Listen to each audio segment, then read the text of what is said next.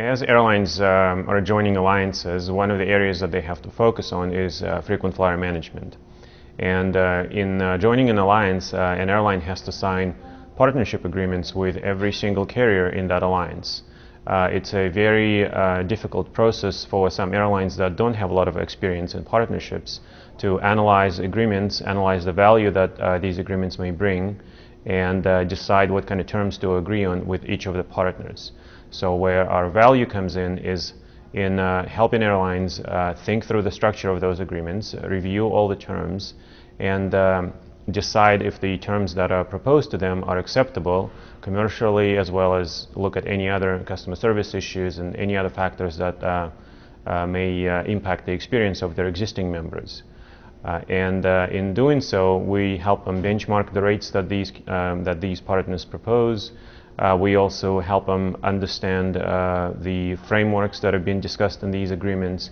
We work with their staff to make sure that they really have the expertise not only to do this one time as they join alliances, but also to manage these agreements going forward from one year to the next. Because once they join an alliance, they'll likely stay there for a long time, and there will be new carriers joining alliances, so they will have to initiate these agreements with the new members. So the task of signing these agreements and then managing them going forward is quite difficult, and we help guide them through this process.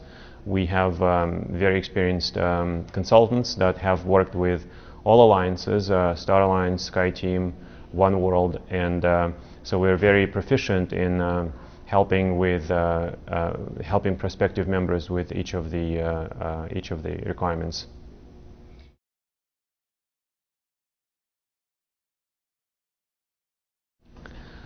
So as far as merchandising is concerned, this is a very relatively new term. It was introduced by low-cost carriers, and now all traditional airlines are also following suit. The challenges with merchandising is, especially for an established airline, for a traditional airline, is deciding what services need to be unbundled. And something that was offered maybe for free before now may need to be unbundled, and the airline have an opportunity to charge a fee and then obviously generate additional revenue.